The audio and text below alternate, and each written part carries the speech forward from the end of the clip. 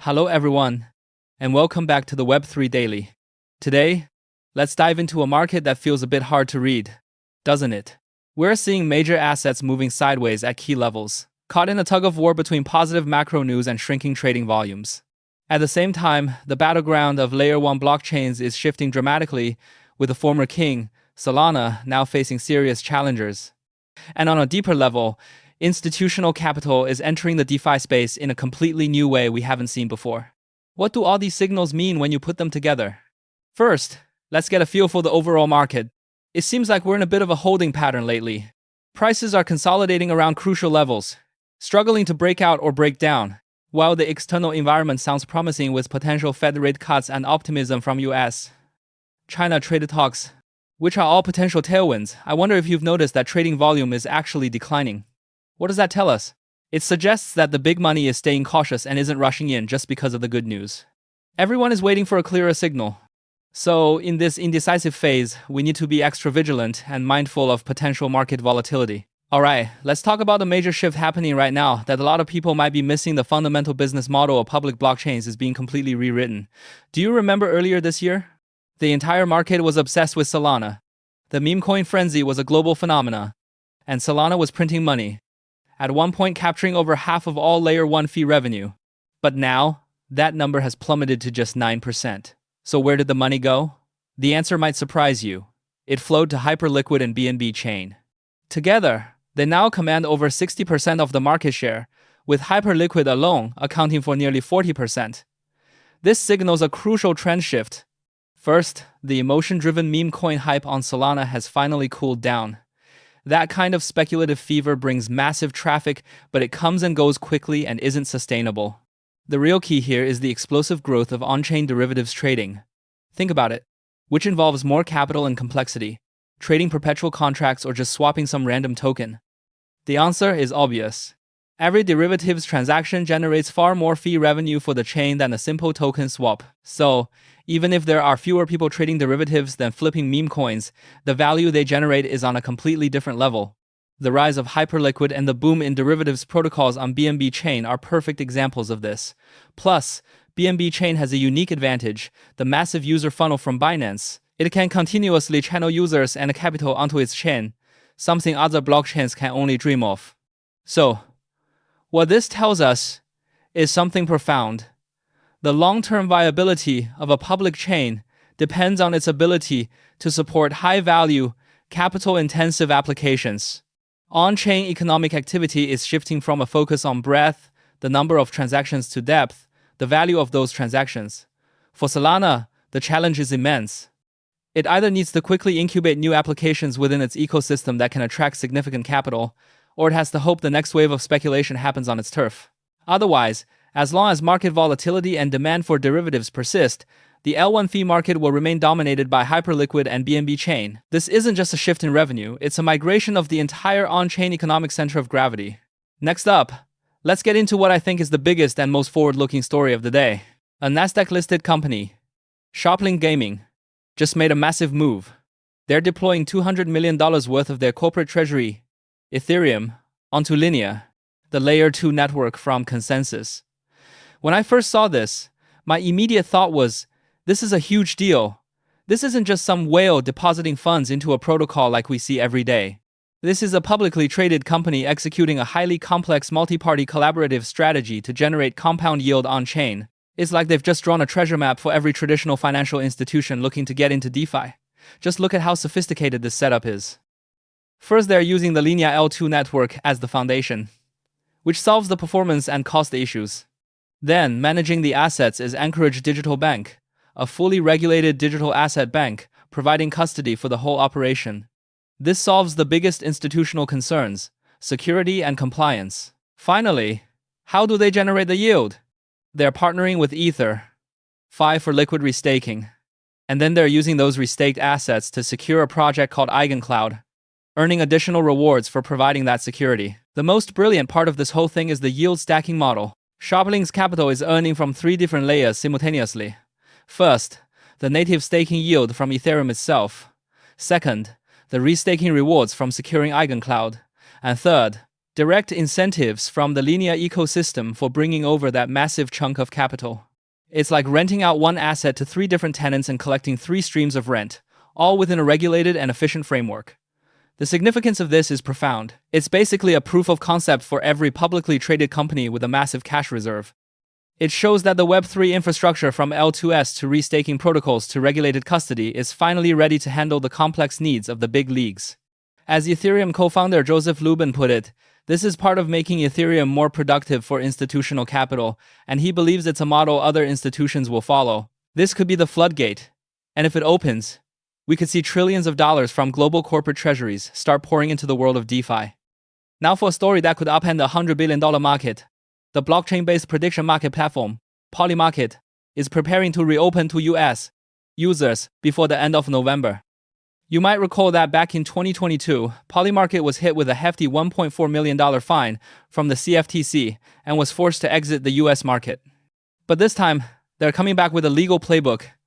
They made a brilliant move by acquiring QCX, a derivatives exchange that already holds a CFTC license. This essentially gives them a legitimate framework to operate legally in the United States. Their target is crystal clear: the multi-billion-dollar US sports betting industry. And they're coming in hot, having already signed a multi-year licensing deal with the National Hockey League, NHL. This is the first time a major US sports league has ever partnered with a platform like this. This move puts them in direct competition with traditional giants like DraftKings and FanDuel. But the most disruptive part is their strategy, which is a masterful play of regulatory arbitrage. You see, in the US, sports betting is regulated on a state-by-state basis. Getting licenses is expensive and complicated, creating a protective moat for the established players. Polymarket, however, is framing sports outcomes as event contracts. This clever positioning places their products under the jurisdiction of the federal CFTC, not the individual state gaming commissions. What does that mean? In theory, Polymarket could operate nationwide with just a single federal license, completely bypassing the costly and cumbersome state-by-state approval process. It's a game changer. So, the threat Polymarket poses to companies like DraftKings isn't just about another competitor entering the ring. It's about introducing a completely new and potentially far more efficient business and regulatory model. With their upcoming launch, coupled with a planned Poly token airdrop to drive user acquisition, a major industry shakeup could be just around the corner. Alright, after talking about external market disruptors, let's turn our focus back to Bitcoin itself and look at a very fundamental, but incredibly important issue. We all know Bitcoin halved again in April of 2024, and the block rewards are getting smaller and smaller. This brings up a classic, unavoidable question. Many years from now, when the block reward is almost zero, will the volatile and unpredictable transaction fees be enough to incentivize miners to keep their rigs running and secure the network? This is the security budget problem. And among the many proposed solutions, a new idea involving something called the TAP Protocol and its NAT token is gaining traction. In simple terms, the TAP protocol is built on top of Ordinals and enables some native smart contract functionality on the Bitcoin mainnet. The NAT token is built on this protocol. Its design is unique. It's not just minted arbitrarily, but is directly linked to on-chain data like mining difficulty. So, how does it work? Starting from a specific block in late February of 2025, every time a miner successfully mines a new Bitcoin block, they not only get the BTC reward, but also automatically receive a distribution of NAT tokens in their wallet. It's essentially a second subsidy for miners. The brilliance of this model is that it offers a completely new angle on solving the security budget problem. Previous solutions mostly focused on increasing transaction fees, but that's highly dependent on market hype and is unreliable. The NAT token subsidy, however, is programmatic. It's not tied to user transaction volume, but is directly correlated with the cost of securing the network, the mining difficulty. This provides a much more stable and predictable supplement to miners' income. And this isn't just a theoretical concept anymore. Observers have already noted that major mining pools like Spider Pool are discussing and paying attention to NAT rewards, which means miners are starting to take this seriously. While it's still early, this is a significant evolution for Bitcoin's economic model.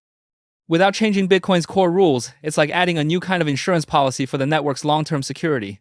Now, let's shift our focus to Europe, where a bill is brewing in France that could have a massive impact on the regulatory landscape for digital currencies, not just in Europe, but globally. The leader of the right-wing Republican Party, Eric Ciotti, has introduced a motion that is nothing short of explosive.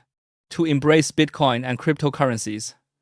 The plan is to promote privately issued stablecoins within France, while simultaneously banning central bank digital currencies, or CBDCs. When I saw this news, it struck me that this goes far beyond the simple question of to regulate or not to regulate. This brings a much more fundamental conflict to the forefront. Who should control the future of digital money? Should it be left to market-driven innovation from private companies, or should the state step in with centralized control? The bill's stance is crystal clear. Supporting stablecoins means backing a digital dollar ecosystem built by private enterprise that has already proven itself on the global stage.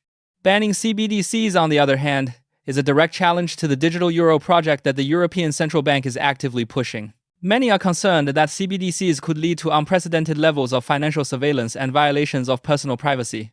Ciotti's proposal elevates these fears to the political and legislative level. Just imagine what could happen if this bill actually passes in France.